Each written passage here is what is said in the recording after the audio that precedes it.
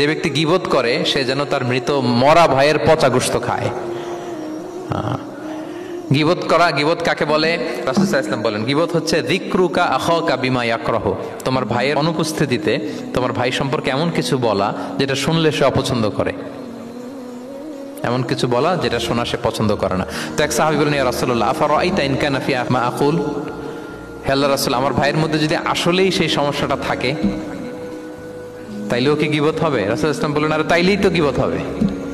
ওই দোষ যদি থাকে, ওটা তার অনুপস্থিতি যদি বলে বেড়াও তাইলেই তো গীবত হবে। আর ওই দোষ যদি না থাকে তাহলে তো অপবাদ হবে, এটা তো আরো বড় গুনাহ, ওটা তো বহতান। তাহলে এই গীবা ইংরেজিতে বলে ব্যাক বাইটিং, ইংরেজিতে কি বলে? এই ব্যাক বাইটিং, চগলখড়ি বা পরনিন্দা, আরবিতে বলে গীবাত। এই গীবত আমরা করব না। কারো কিছু বলা থাকলে আপনি তাকে সরাসরি নাসিহাত করুন। আর দিন ওয়ান নাসিহা, দিন হচ্ছে উপদেশ দেয়া, শুভ কামনা করা, তার প্রতি শুভ কামনা করে আপনি তাকে বুঝান, সে হয়তো বুঝবে। কিন্তু আপনি তার অনুপস্থিতিতে তার নামে বাজে কথা, মন্দ কথা বলতে পারবেন, এটা অনেক বড় পাপ। একজনের ব্যাপারে আরেকজনের কান ভারী করা, ওর কথা ওর কাছে, ওর কথা ওর করে, এরকম করে সমাজের মধ্যে একটা গিরিঙ্গি লাগায়, আছে না নেই? এটা হারাম।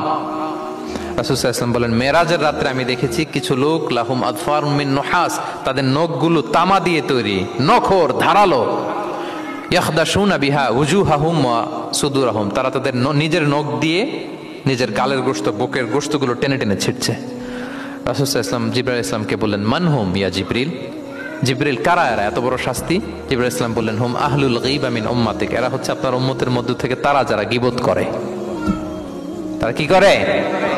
তাহলে গীবতের সাথে আমাদের কোনো সম্পর্ক, এটা থেকে আমাদেরকে বেঁচে থাকতে হবে।